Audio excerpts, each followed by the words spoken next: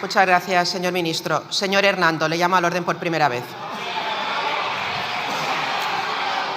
Señores diputados, señores diputados y señoras diputadas, por favor, silencio.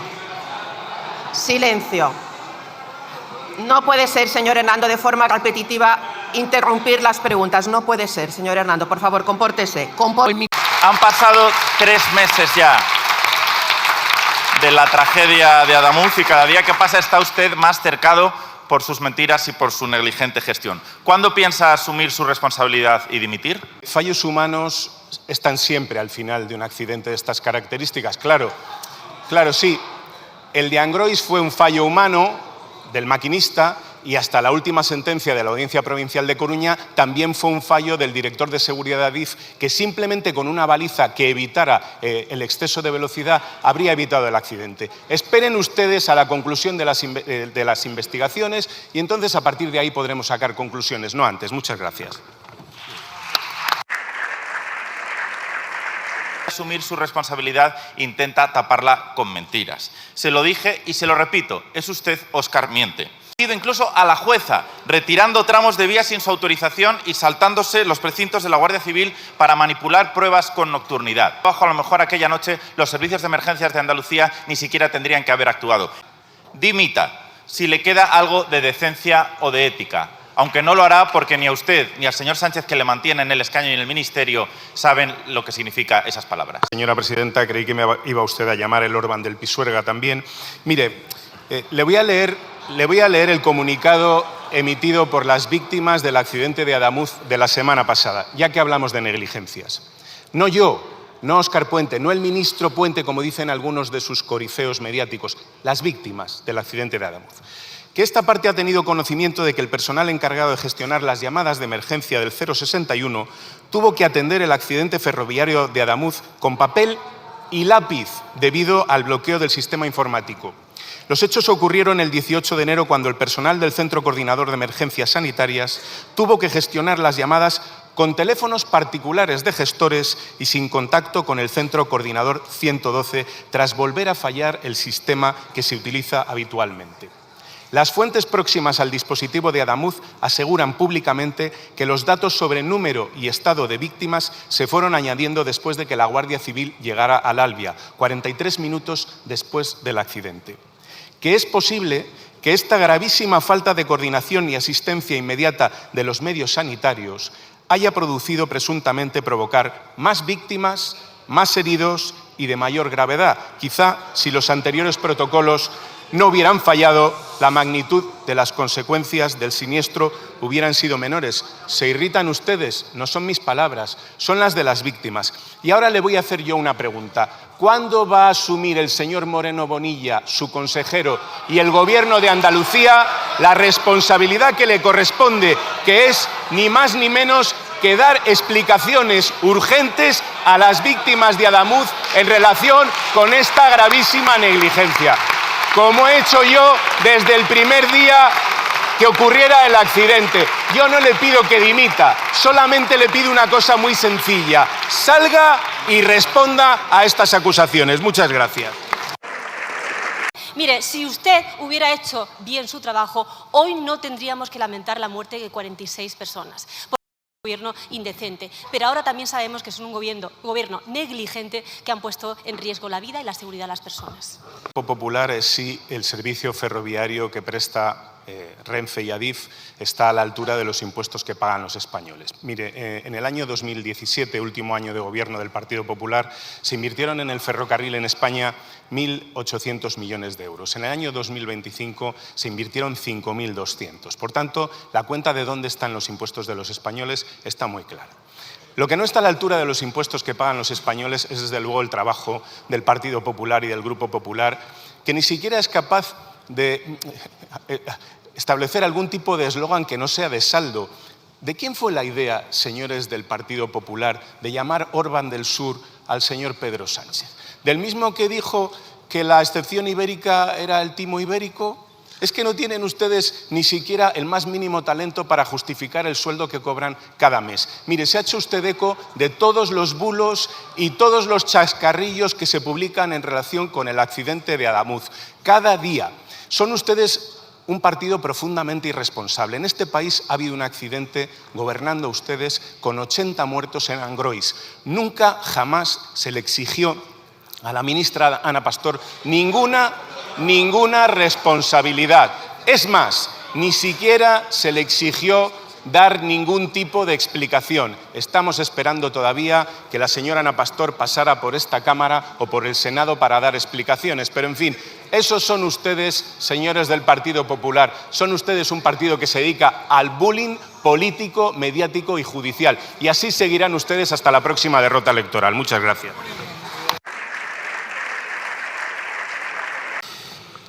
Buenos días, señor Puente. Hoy no voy a pedir su dimisión. Hoy le voy a volver a tender la mano sinceramente.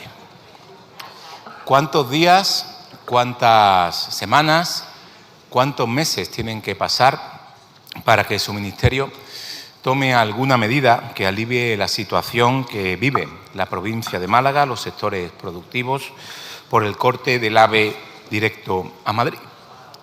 O tienen que esperar 21 horas, 57 minutos y 46 víctimas mortales como en Adamuz. Responda sí o no, por favor. Señor Bendodo, entramos de la mano de usted en la campaña electoral andaluza, en esta sesión de descontrol a la que nos tienen ustedes habituados cada miércoles. Mire, le voy a leer una noticia de hoy que no es un chascarrillo, no es una tergiversación, como acaba de hacer usted con los datos relativos a la vía.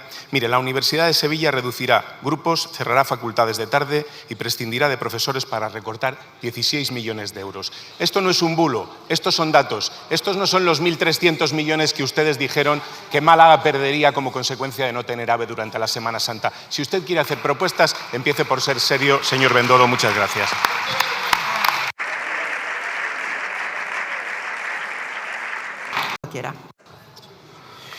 No sabía que usted era el ministro de Universidades, señor Puente.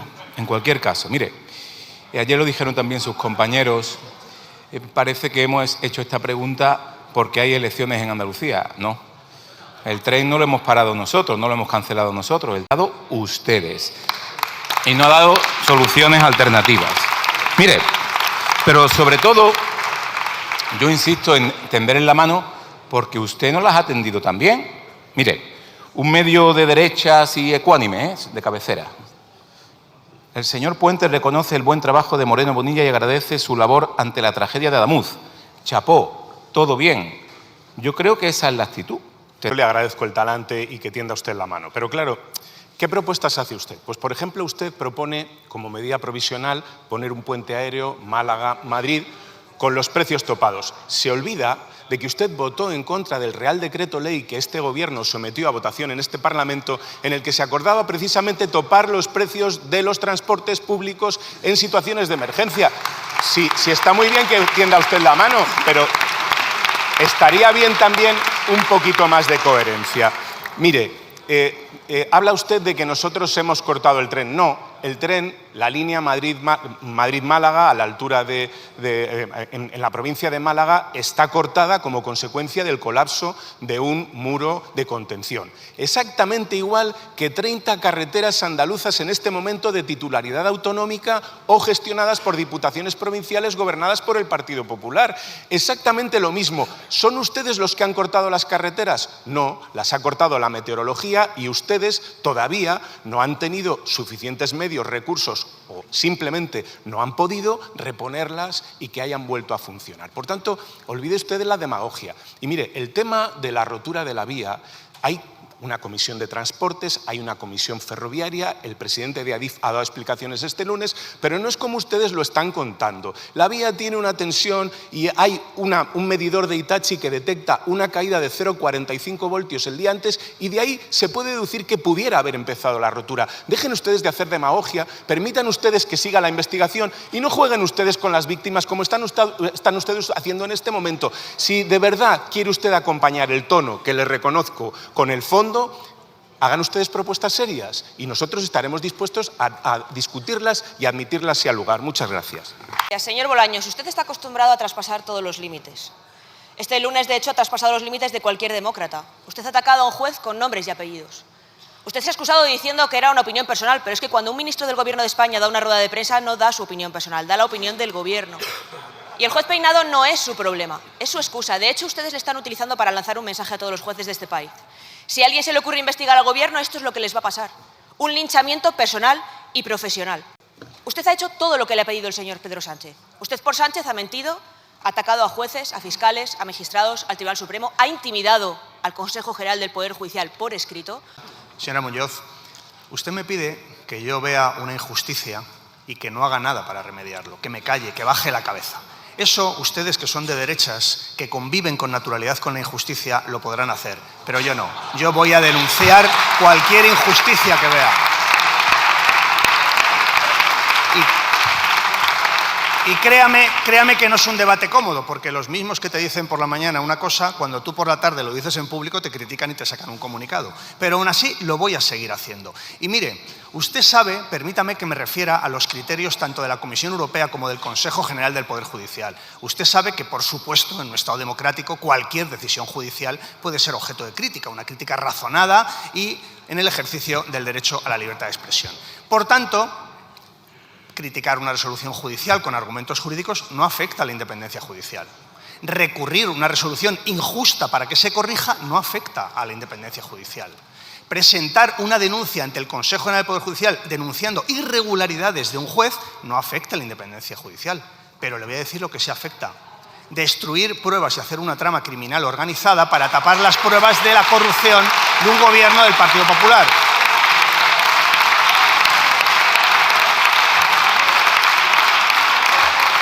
Eso sí afecta a la independencia judicial. También afecta a la independencia judicial jactarse ante sus compañeros de controlar la sala segunda por la puerta de atrás. Y también afecta a la independencia judicial retirar a la jueza de la Dana los funcionarios que dependen del Gobierno de la Generalitat Valenciana. Por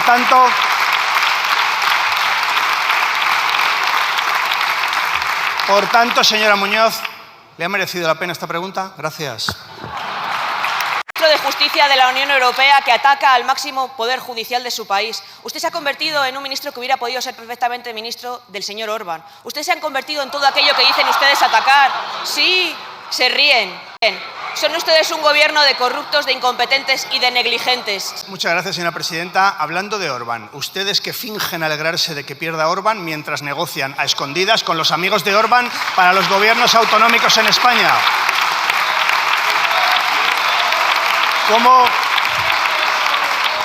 ¿Cómo van esas negociaciones para conformar gobiernos reaccionarios en comunidades autónomas, señora Muñoz? ¿Van a pasar ustedes por el aro del todo? ¿Van a pasar una parte? ¿Cómo va eso? ¿Cuántos recortes van a sufrir los ciudadanos de Castilla y León, de Extremadura o de otras comunidades que se está negociando su gobierno? Mire, señoría, de verdad, no haga usted el ridículo comparándonos con Orbán. Son ustedes los que negocian con ellos. Gracias. Gracias, señor Bolaños. ¿Está el Gobierno a la altura de los españoles? La pregunta y le agradezco que no asalte mi escaño con violencia y me grite a 10 centímetros de mi cara, como hacen algunos diputados de su grupo.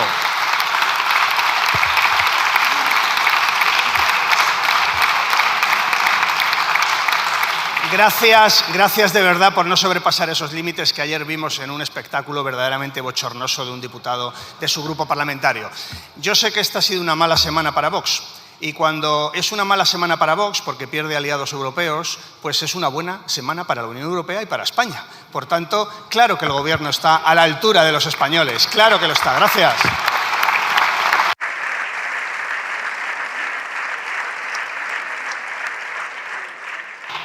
Muchas gracias. Mire, señor Bolaños, la brecha que ustedes han abierto entre los españoles honrados y la casta corrupta de su gobierno es absolutamente abismal. Precisamente tenemos en estos días a todos los españoles haciendo la declaración de sus cuentas a pesar del expolio, mientras el gobierno no solamente no lo hace, sino que trata a los autónomos y a los trabajadores como auténticos delincuentes. Queda claro que usted preferiría vivir bajo el régimen de Fernando VII y es lógico porque son ustedes así de anticuados y así de antidemocráticos. Mire, hoy España es un país con más derechos y con más dignidad. Miles de personas que viven entre nosotros sin ningún derecho, desde hoy lo van a tener. Y además van también a contribuir con su esfuerzo tanto a la seguridad social como al erario público. ¿Sabe para qué? Para que tengamos un país mejor. Ustedes, que son pura xenofobia, están obviamente en contra. pero no porque vengan de fuera. A ustedes les da igual que vengan de Marruecos, que vengan de Argelia, que vengan de Senegal. A ustedes lo que pasa es que quieren a los 1000 millonarios. Y esos sí los quieren, vengan de Marruecos, de Argelia o de cualquier otro lugar. Ustedes en eso son clasistas y son xenófobos. Pero hoy España es un país más digno gracias a la regularización de derechos de gente que vive entre nosotros.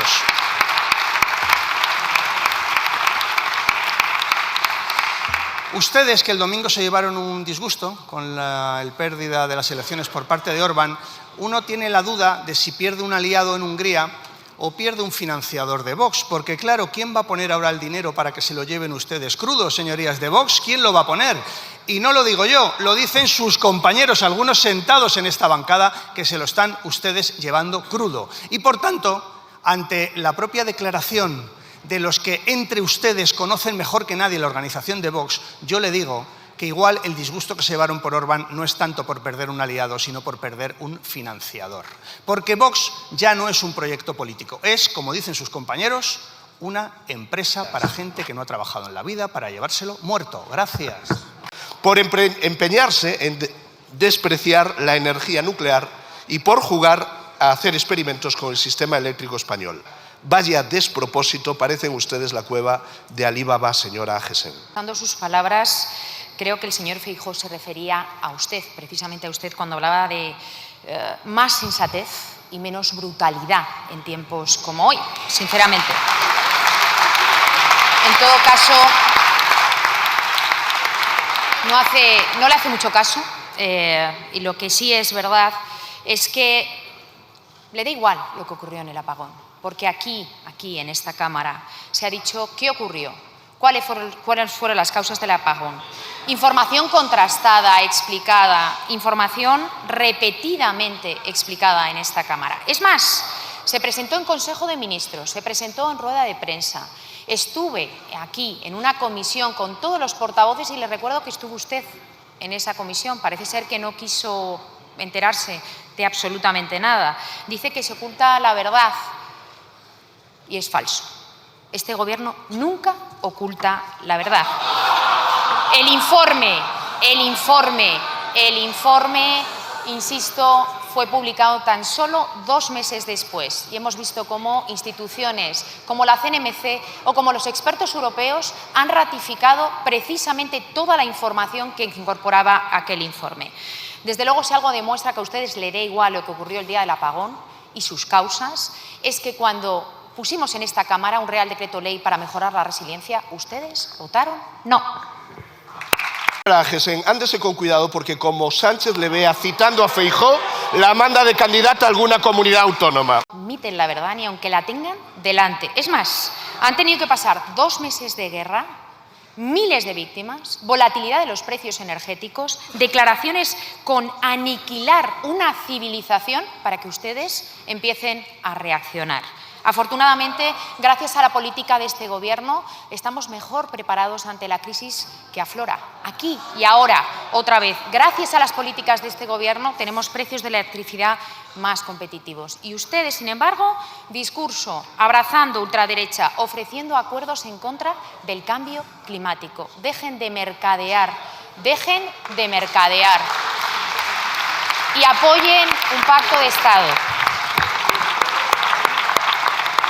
Es que ustedes van a traer el sábado a todos los líderes internacionales que sistemáticamente atacan España, a dictadores como Petro, Lula da Silva, la presidenta de México, en algo que solo incrementa los problemas de los españoles. Creo que usted me hable de la Dana, cuando niegan el cambio climático, cuando se alejan de la ciencia y que usted diga que no protegemos, cuando realmente sus políticas son las que desprotegen a todos los españoles. Me sorprende.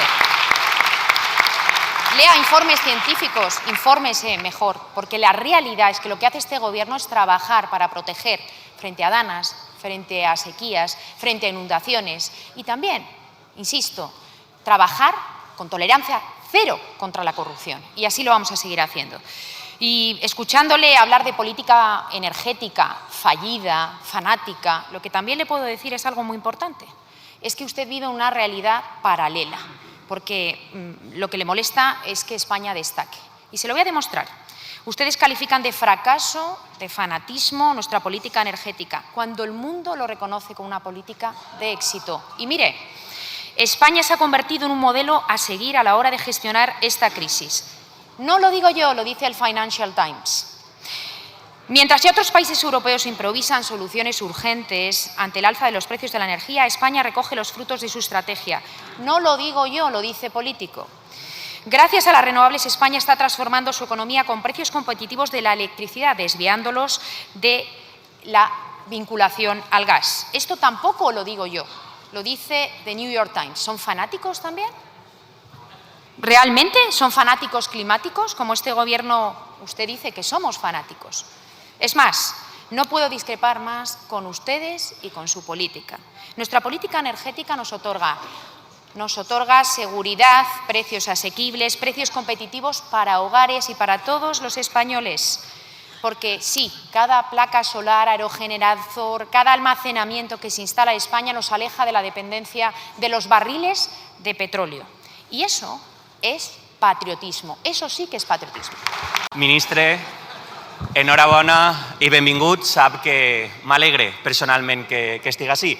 Vostè fou conseller d'Hisenda, així que no necessitem 100 dies de cortesia parlamentària per començar a parlar. Entre altres coses perquè als valencians se'ns ha esgotat la paciència. No volem ser més que ningú, però estem farts de ser de quarta. I és que aportem com si fórem rics mentre som pobres, i això no és solidaritat, això és una estafa. 7 anys després d'haver canviat a Montoro per Montero, continuem arrossegant una injustícia històrica que fa que una valenciana perceba 380 euros menys que la resta. O escolten bé, 1.262 euros menys que una càntabra. Motiu? Sembla que ser valencians. Ajudem a desmentir que això no és així. Vostè, a la Generalitat, en Compromís, va demostrar que governar d'una altra manera era possible. Va demostrar que els rics podien aportar més i les treballadores menys. Fins i tot va deflactar l'IRPF. Ho farà ara, com a ministre. Quan vam entrar, els proveïdors cobraven als 99 dies. Quan vam eixir, als 17. Quan vam entrar, la inversió social estava per terra. Quan vam eixir, era 107 euros més que la mitjana estatal. Però no ens enganyem. Vostè sap com de difícil era quadrar els comptes. El deute per infrafinançament suposava 1 de 3 euros i, a més, impossibilitava capgirar un model productiu basat en el turisme. Per això, mentre Madrid ens obligava a ser l'única comunitat empobrida que aportava com si fos rica, ens vam plantar, ministre. Ens vam plantar i vam generar una partida reivindicativa de 1.336 milions anuals.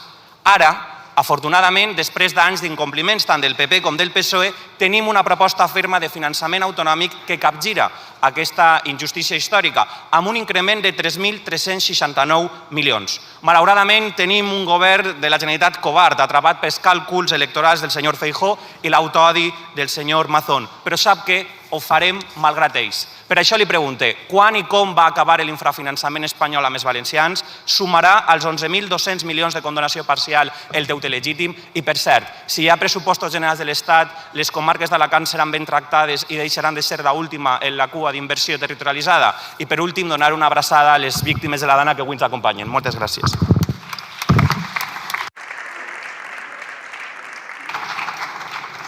Moltes gràcies, senyor Ibáñez. Senyor ministre.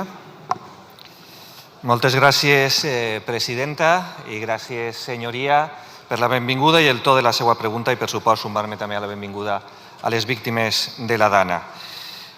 Recordará que otros gobiernos, los gobiernos conservadores, cómo trataron a las comunidades autónomas. Aquí más de uno es testigo de cómo llevaron al límite a muchas comunidades autónomas, a la Comunitat Valenciana, con unos impagos que todavía sufren algunas personas y muchas empresas, y, por cierto, del mismo color político el que gobernaba en Madrid con el que gobernaba en ese momento en la Generalitat Valenciana. ¿Pero qué ha hecho el Gobierno estos años? Lo primero es garantizar una liquidez sin precedentes a las comunidades autónomas. Todo esto con una pandemia, con la guerra en Ucrania, con la Dana de Valencia o ahora con el conflicto en Oriente Medio. Y hemos aportado 300.000 millones adicionales al mismo periodo del anterior Gobierno. 30.000 millones para la Comunitat Valenciana. Pero comparto con usted que son necesarias medidas estructurales que resuelvan de una vez por todas los problemas de infrafinanciación, especialmente en la Comunidad Valenciana. Y para solventarlo hemos puesto encima de la mesa dos medidas. La primera ya está en tramitación en esta Cámara, que es el proyecto de ley de condonación de la deuda acumulada durante la crisis financiera, 83.000 millones de euros, 12.000 para la Comunidad Valenciana. Y la segunda, la más relevante, un nuevo modelo de financiación autonómica, un modelo que aporta 21.000 millones de euros que pone el Gobierno de España a disposición del conjunto de comunidades autónomas, que es más transparente, es más solidario y en que ninguna comunidad autónoma pierde. Un modelo que aporta a la Comunidad Valenciana 3.669 millones de euros. Una cifra que es más del doble de lo que el presidente de la Generalitat le pidió al presidente del Gobierno de España. Repito, el presidente de la Generalitat le pidió al presidente del Gobierno 1.782 millones de euros y el Gobierno le ofrece 3.669 millones de euros. No hay respuesta razonable a por qué decir que no. Nadie puede entender que rechaces de plano esta propuesta. Nadie en la Comunidad Valenciana lo entiende ni en el conjunto de España. Señorías, ahora es tiempo del diálogo. Es tiempo del acuerdo, de sacar adelante una reforma que es buena para el país, para las comunidades autónomas y, sobre todo, para los ciudadanos y ciudadanas. Gracias.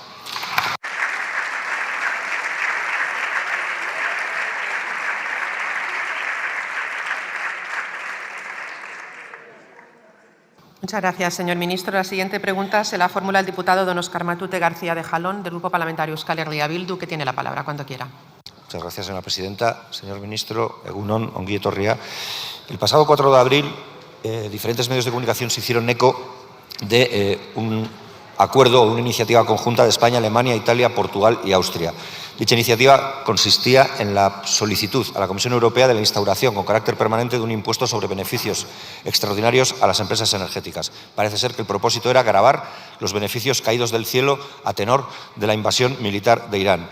Y eso para aliviar la carga de los hogares y de las empresas.